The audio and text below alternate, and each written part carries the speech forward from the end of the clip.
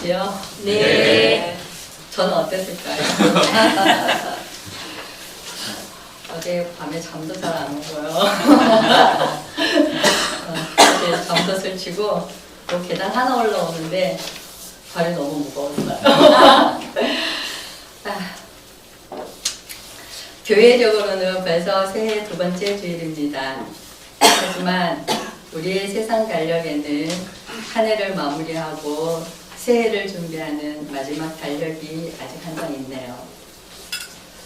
그 한 장의 달력을 보고 있으니 저의 2019년을 들여다보게 되었습니다.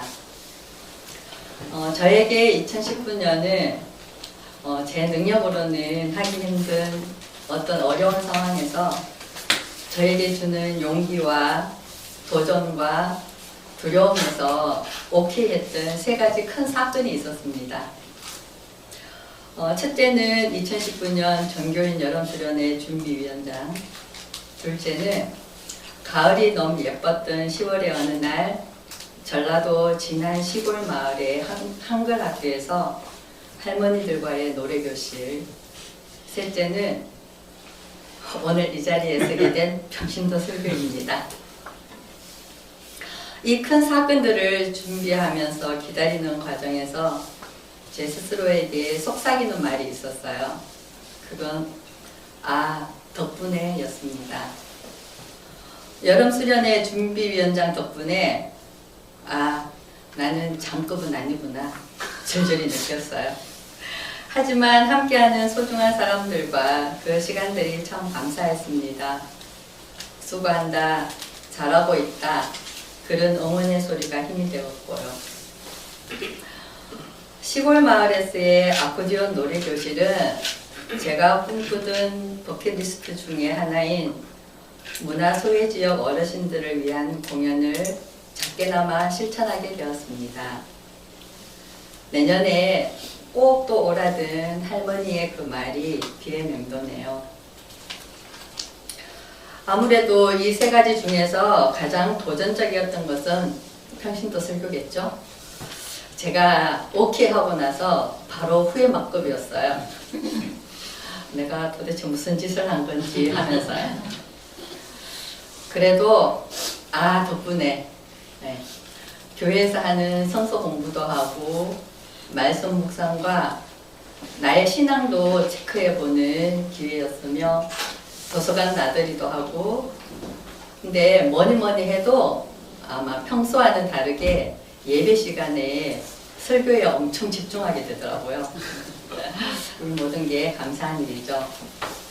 근데 이렇게 얘기하고 보니 오늘의 설교는 설교라는 단어가 주는 부담감을 좀 내려놓고 그냥 제 얘기를 편하게 해보고 싶다는 생각이 들었습니다. 그래도 괜찮겠죠? 네. 저희 집 주방 한켠에는 낡은 책장이 하나 있었습니다. 신혼 때 장만한 거라 정도 많이 들고 추억도 있는 데다가 그 자리에 꼭 필요한 거라 잘 버티고 있었는데 부지런한 남편 덕분에 얼마 전에 베란다로 쫓겨나게 되었습니다. 그 과정에서 책장 안에 있는 책을 모조리 꺼내서 정리를 하다 말고 혼자서 쪼그리고 앉아 책 구경을 시작했습니다. 정리는 뒷전이었겠죠? 그곳에는 제가 가장 아꼈던 책들이 고스란히 있었어요. 오래되어 누렇게 빛바래고 쾌쾌한 냄새까지 살짝 풍기는 책이었는데 제가 아꼈던 이유는 무엇이었을까요? 궁금하시죠? 책 내용이 감동이라서? 아니면 작가가 마음에 들어서? 그러셨을까? 나에게 지식과 교훈을 주는 책이라서? 아니면 내 마음을 풍요롭게 해주어서? 이런 거 너무 모범답안인 것 같죠? 네. 무언가가 있을 것 같은데 그 수수께끼는 책 맨 뒷장에 있었습니다. 서울에서 대학 생활을 하던 한 청년은 자기가 읽은 책 뒷장에 글을 써서 한 권씩 제가 다 읽을 때쯤이면 소프로 보냈습니다. 그 책들을 보니 포항의 어느 종합병원 수술실 당직방에서 밤새워 읽었던 기억이 새록새록 나네요. 근데 그 글에는 참 이상한 것들이 많이 있었어요.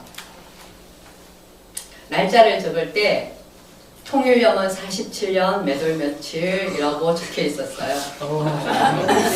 통일노동과는 아니었을 것 같은데요. 네. 데모, 하구의 죽음, 대한민국 공화국은 어디로 표류하는가, 걸프만 전쟁, 민족의 진정한 해방, 고된 땀방울, 투쟁이 살아 숨쉬는 5월 분신자, 국민들의 분노, 폭력 시위, 강경 진압, 정교조 탄압의 주범, 왜곡, 아름답게 가꾸자, 부활. 나와는 너무나 거리가 먼 세상 속 이야기였습니다.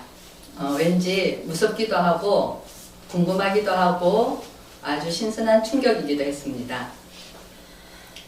저에게 세상을 보는 새로운 시선을 깨닫게 한 글들이었죠. 근데 그렇다고 모든 책에 이런 글들이었을까요? 물론 달콤한 사랑의 메시지도 아마 요만큼은 있었으리라 한번 상상해 보세요. 그럼 그 소포를 기다리는 제 마음은 어땠을까요? 그 마음 속에는 지금 새민족교회와의 인연, 이 공동체 안에서의 생활이 저의 삶의 방향을 바꿔주었음을 고백해 봅니다. 오늘은 대림절 두 번째 주일, 그리스도를 기다리는 두 번째 주일입니다. 세 개의 성서 본문에서는 모두 그리스도의 오시는 모습에 대해서 심판의 모습을 그리고 있습니다. 이사야의 예언에서는 곧 오실 메시아, 구원자 그리스도가 공의롭게 재판할 것이라고 합니다. 눈에 보이는 대로만 재판하지 않으며 귀에 들리는 대로만 판결하지 않는다 합니다. 가난한 사람들, 억눌린 사람들을 올바르게 재판하고 악한 자들을 처벌할 거라는 예언을 보니 그 당시에는 가난한 사람들이 억울하게 벌을 받고 악한 자들이 잘 살았나 봅니다. 이사야 시대의 사람들은 그 메시아에게 소망을 두겠죠. 로마서에서 바울이 말하는 그리스도에게는 이방인들이 소망을 둡니다. 바울은 평생 그리스도의 복음으로 이방인과 유대교의 차별의 벽을 깨려고 애썼습니다. 율법을 지킴으로써 구원이 이루어진다고 생각했던 유대인들의 기준에서는 율법 밖에 있고 할례도 받지 못한 이방인들은 구원을 받을 수 없는 사람들이었습니다. 그러나 그리스도께서는 이 세상 밖으로 밀려나 있는 이방인들을 구원하실 거라 전합니다.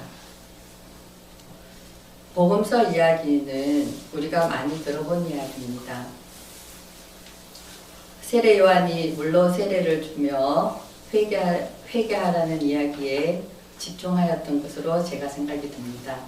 근데 마지막 구절을 보니 단호한 어투입니다.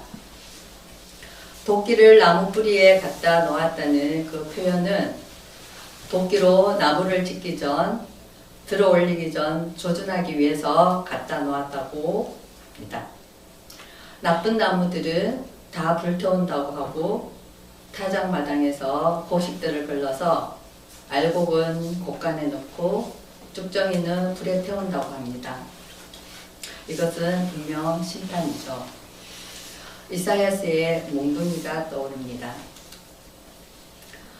그리스도의 오심을 기다리는 대림절 두 번째 주, 아마 우리는 따스하고 아름답고 그냥 마냥 행복해하는 어떤 크리스마스를 기대하고 기다릴지도 모릅니다. 그러나 오늘 주시는 말씀은 무서운 심판의 말씀입니다. 그리스도의 품에 안을 자, 불에 태울 자를 걸러내겠다는 심판의 말씀입니다. 이것은 우리에게 그리스도를 기다리는 과정 가운데 회개를 불러일으키는 말씀들입니다. 다시 책장 정리를 하며 구경했던 책 이야기로 돌아갈까 합니다. 무섭기도 하고 궁금하기도 하며 충격적이었던 이야기들 중 이 시간 나누고 싶은 책 뒷장의 글을 소개해 봅니다. 하나, 신은 창조적인 사람을 사랑합니다. 익명의 집단 속에서 자기 자신을 잃고 사회에, 역사에, 종족에, 종교에, 교회에 함몰되어 버린 사람들은 신과 친해질 수 없다. 둘, 한 줄기 강물로 흘러 고된 땀방울 함께 흘러 드넓은 평화의 바다에 정의의 물결 넘치는 꿈, 그날이 오면 인간이 인간답게 살 수 있는 그날, 우리가 인간으로서의 권리를 박탈당하지 않고 그 권리를 박탈하지 않는 그러한 세상을 꿈꿔봅니다. 세상의 모든 이에게 메시아로 오시는 그리스도를 기다리며 세상 밖으로 소외된 이들에게, 정의 실현을 위해 힘쓰는 이들에게, 세월호의 진실을 기다리는 이에게도, 철탑 위에 있는 노동자의 꿈에도, 보금자리를 잊고 쫓겨나야만 하는 이들에게도, 모든 아이들이 안전하게 놀 수 있는 세상에도, 성소수자들에게도, 가난으로 고통당하는 이들에게, 몸의 불편이 마음의 상처로 얼룩진 이들에게도, 척박한 광야의 삶에서 안전을 보장받지 못하는 이들에게도, 우리가 갖고 있는 낡은 습관이나 버려야 할 나쁜 삶의 방식, 또는 예수의 삶에서 멀리 떠나 있는 모습들, 내가 가진 잣대로 판단하여 조준하고 있는 도끼, 남에게만 조준되어 있는 방향이 이 시간 나 자신에게 우리 공동체로 그 방향을 바꿔보면 어떨까요? 심판 앞에서 두려움과 수치심이 아니라 새로운 가능성을 보아야겠습니다. 우리가 기다리는 메시아와 친해져야 하는 창조적인 사람, 그 사람은 우리에게 그리스도를 기다리는 과정 가운데 희망을 노래하고 소망을 찾으며 회개를 불러일으킵니다. 우리 공동체 세민족의 새 사람으로 말입니다. 우리에게 불러일으키는 회개의 소리에 노래 한 곡이 울려 퍼집니다. 이 노래는 북미 인디언 체로키 부족이 애송하였고 흑인 시민권 운동과 베트남 전쟁을 반대하는 반대운동에도, 위로와 치유, 회복이 필요한 곳에도, 그리고 우리가 좀 전에 찬양했던 우리의 찬송가에도 실려 있습니다. 바로 어메이징 그레이스, 나 같은 죄인 살리신입니다. 저는 음악학원에서 60대에서 90대에 이른 어르신들께 아코디온을 가르쳐드리고 있는 일을 하고 있습니다. 선곡을 하고 수업 준비를 할 때면 그 노래가 만들어진 이야기를 준비해서 가게 되는데요. 그러면 이제 서로 이야기거리가 생기고 또 이제 그 곡을 표현하는데 좀 더 풍성한 연주가 될 것 같아서 제가 준비를 해가요. 근데 교원님들도 좀 아실 만한 노래인데요. 오래된 노래지만, 눈물 젖은 두만강에는 독립군 남편의 전사로 애통하며 울부짖는 아내가 있고요. 나그네 서름이라는 노래에는 일제의 고문과 핍박, 나라 잃은 절망과 서러움이 있고요. 번지 없는 주막에는 빼앗긴 나라에 국호도 없고 이름도 빼앗긴 그런 기막힌 일이 있고요. 단장의 미아리 고개에는 한국전쟁 피난길에 잃어버린 딸이 있다고 합니다. 그러면 어메이징 그레이스에는 어떤 이야기가 있을까요? 알고 계시나요? 이 노래의 작사가인 존 뉴튼은 흑인 노예 매매업에 종사하는 사람이었는데요.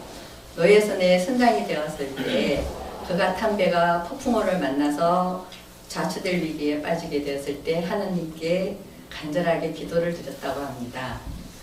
독실한 기독교 신자인 어머니에게서 자랐지만 마음에서 절절하게 우러난 기도는 처음이었다고 합니다. 그때 흑인 노예들이 배에 구멍난 곳을 몸으로 막는 것을 보며 다시 한번 종교와 사람에 대해서 생각했을 가능성을 봅니다. 그 배는 기적적으로 폭풍우를 벗어나 무사히 귀환하였고 그는 그 후 6년간 노예 무역은 계속하였지만 노예의 처우를 비약적으로 개선했다고 합니다. 특히 영국 의회에서 노예선의 비참한 현실을 폭로함으로써요. 영국에서 노예 제도가 폐지되는 데 일부 공헌을 했고요. 나중에 신학 공부를 하여서 1775년 성공의 사제 서품을 받고 성공의 성직자로서 복음 전파에 힘썼다고 합니다.